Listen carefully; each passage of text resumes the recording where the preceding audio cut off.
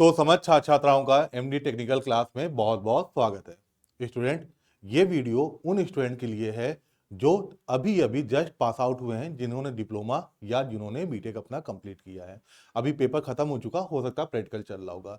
देखिए, ये बात तो सभी को पता है, सभी एकदम सच बात है कि वो स्टूडेंट जो पास आउट जस्ट अभी अभी हुए हैं वो फॉर्म तो जरूरी फिलअप करेंगे, चाहे वो एसएससी जेईई 2025 हो, चाहे अगर आरआरबी का एग्जाम आएगा उसका भी फॉर्म भरेंगे ही।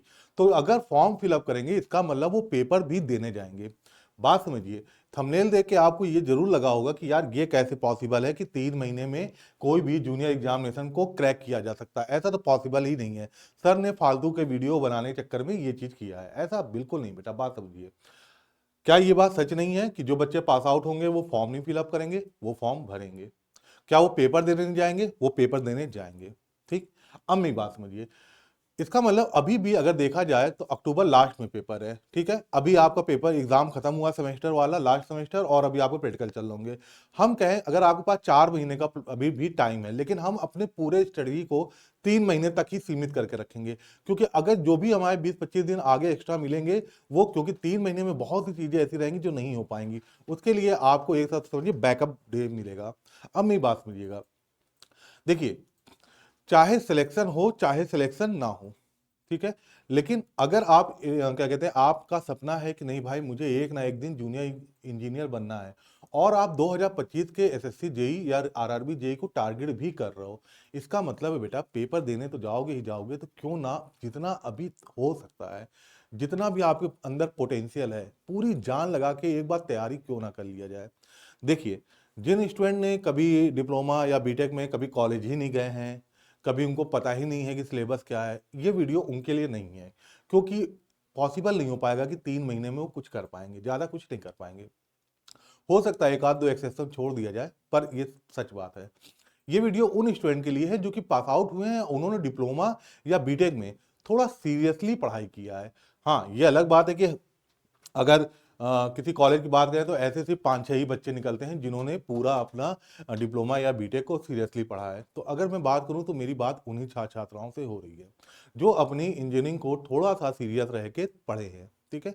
उन बच्चों के लिए मैं अपनी तरफ से कुछ आपको प्लान बताने जा रहा हूं कि अगर आप चाहते हैं कि एसएससी जेईई 2025 में आपका रिजल्ट बढ़िया आए, और अगर आपका किस्मत भी साथ रहा, आपने बहुत दिन रात मेहनत किया है, देखो मेहनत दिन रात करना ही करना है ना, तो इसमें क्या होगा, हो सकता है कि आपके बढ़िया मार्क्स आए और आप कट ऑफ भी क्लियर कर जाए।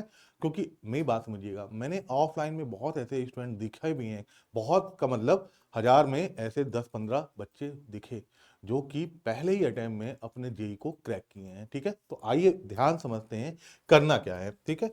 चलिए, तो देखिए, पहला महीना जो होगा, क्योंकि आपने डिप्लोमा और बीटेक को थोड़ा सीरियस रह के पढ़ा है, तो पहले महीने क्या करना भाई, आप सबसे पहला काम एसएससी जेई का सिलेबस पहले तो कंफर्म करो कि है, ये आपको क्लियर होना चाहिए भाई। एसएससी जेई का सिलेबस और एग्जाम पैटर्न भी क्लियर होना चाहिए। आप बाकी अदर एग्जाम के साथ कंफ्यूज मत होइएगा। ऐसा नहीं हो कि आप एसएससी जेई की तैयारी कर रहे हैं और क्वेश्चन गेट का कर रहे हैं या क्वेश्चन अदर पीएसयू का कर रहे हैं, है ना। आपका पैटर्न और सिलेबस एसएससी जेई का क्लियर, क्रिस्टल क्लियर रहना चाहिए, मिक्सअप ना हो पाए। ऐसा नहीं कि भैया जेई की तैयारी कर रहे हो क्वेश्चन ए का, और ए की क्वेश्चन नहीं आ रहे तो लगे उसी में सर अपना पटकने और क्वेश्चन छोड़ देने, ऐसा ना करना। अब क्या करना है भाई, सब्जेक्ट वाइज आप थ्योरी को कंप्लीट करिए। सब्जेक्ट जितने भी आपके इलेक्ट्रिकल के हैं, चाहे सिविल के हैं, चाहे मैकेनिकल के हैं, आपका जो बढ़िया जो कोर सब्जेक्ट है पहले, और खास तौर से अगर हम इलेक्ट्रिकल की बात करें तो बेसिक इलेक्ट्रिकल, ऐसे सब्जेक्ट को पहले कंप्लीट करिए, जिससे और भी आगे के सब्जेक्ट क्या है भाई, जुड़े होते हैं, ठीक है ना। कॉन्सेप्ट पे ध्यान दीजिए। फिर वही चीज मैं बता रहा हूं, हाई वेटेज वाले सब्जेक्ट और टॉपिक को पहले पढ़िए। शॉर्ट नोट्स, इस पे मैंने कल ही एक वीडियो बनाया था भैया कि शॉर्ट नोट्स और फॉर्मूला शीट बनाते चलिए। ये हर बच्चों के लिए लागू होता है, जो चाहे क्या कहते हैं रेगुलर स्टूडेंट है जो कि साल भर पढ़ाई करते हैं, या जो क्रैश कोर्स टाइप का कोर्स लेके कहीं पढ़ाई कर रहे हैं, सबके लिए है भाई, ठीक है। तो ये पहले महीने करना, पहले महीने आप सिलेबस को अच्छे से समझिए, कोर्स सब्जेक्ट पे कॉन्सेप्ट पे फोकस करिए, ठीक है ना, और अपने क्या कहते हैं शॉर्ट नोट्स और फॉर्मूला शीट को मेंटेन करते जाओ। अब भैया क्या करना है, दूसरे क्या कहते हैं कौन कौन से सब्जेक्ट, अगर मैं एग्जांपल लेके चलूं तो जैसे इलेक्ट्रिकल में आप नेटवर्क, जिसे आप बेसिक इलेक्ट्रिकल कहते हैं, फिर मशीन को कर सकते हैं और मेजरमेंट। अगर ध्यान से देखिए तो एसएससी जेई में नेटवर्क, मशीन और मेजरमेंट से कम कुछ नहीं तो 52-55% क्वेश्चन यहीं से आ जाते हैं। 52-55% क्वेश्चन यहीं से आ जाते हैं, इससे ज्यादा भी हो सकते हैं। ऐसे ही सिविल के बच्चे स्ट्रेंथ, सोम, आरसीसी, सॉइल और मैकेनिकल के student SOM, TOM, thermodynamics, fluid mechanics, इन सब कोर्स सब्जेक्ट को पहले मंथ से इन सब्जेक्ट के साथ अपनी तैयारी को स्टार्ट किया जा सकता है। अब दूसरा महीना ध्यान सुनिएगा बेटा, पहला महीना तो सिर्फ थ्योरी का था। सेकंड मंथ आपको क्या करना है भाई, थ्योरी को भी लेके चलना प्लस अब यहां आपको प्रीवियस ईयर के क्वेश्चन को भी साथ ले जाना है। पहले मंथ में आपने कोई प्रीवियस ईयर के क्वेश्चन नहीं सॉल्व करना था, सिर्फ अपनी थ्योरी को अच्छे से स्ट्रॉन्ग करना था। लेकिन दूसरे महीने में, अब दूसरे महीने में बेटा आपको थ्योरी के साथ साथ प्रीवियस ईयर के क्वेश्चन जरूर करने हैं। तो कम से कम 2 से 3 से 4 घंटे आप प्रीवियस ईयर के क्वेश्चन को दीजिए और पिछले 10 साल के आप एसएससी जेईई को पेपर को जरूर लगाओ, ठीक है ना। अब चैप्टर वाइज पीआईक्यू सॉल्व करिए, ठीक, कॉन्सेप्ट को रिवाइज करिए और उसके थ्रू आप एमसीक्यूज क्वेश्चन को सॉल्व करिए, ठीक है ना। नेक्स्ट है क्या, इंपॉर्टेंट थ्योरी के स्टिकी नोट्स बनाइए, मतलब छोटे छोटे जो पन्ने आते हैं ना रंग बिरंगे, जिनको हम दीवारों पे चिपका देते हैं, है ना, वैसा आप कर सकते हैं दूसरे महीने। अब बात करते हैं लास्ट मंथ में क्या करना है, तीसरे महीने। तो देखिए तीसरा महीना जो है, अब देखो हमने पहले महीने थ्योरी, दूसरे महीने थ्योरी प्लस पीआईक्यू, और तीसरे मंथ अब आपको क्या करना है, अब आपको भैया मॉक टेस्ट देना और जितना भी आपने थ्योरी पढ़ चुके हैं, ठीक है ना, सबका रिवीजन करना है। तो रोज एक फुल लेंथ मॉक टेस्ट जरूर दीजिए टाइमर के साथ, जिससे आपकी टाइमिंग मैनेजमेंट की स्किल बढ़ेगी, ठीक है ना। मॉक टेस्ट के बाद अपना खुद का एनालिसिस करिए, देखिए कि क्या क्या चीजें अभी भी मेरे में कमी है, ठीक है ना, उसको सुधारिए। शॉर्ट नोट्स, फॉर्मूला सीट और मिस्टेक को रिवाइज करिए, जो भी मिस्टेक हो रहे हैं उन पे ध्यान दीजिए।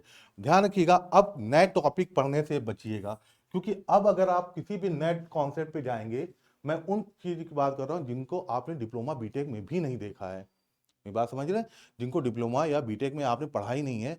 अब उनमें के कोई क्वेश्चन है जो एसएससी जेईई एग्जाम में पूछे गए हैं, अगर आप उन पे लास्ट में जाएंगे तो आप समय भी अपना बर्बाद करोगे, और हो सकता है वो क्वेश्चन आए कि ना आए, इसकी भी कोई गारंटी नहीं है, और आ गया तो क्या हम उसको कर पाएंगे, इसकी भी कोई संभावना नहीं। तो नया टॉपिक बिल्कुल ना टच करिए, ठीक है ना, इतनी बातें ध्यान रखिएगा।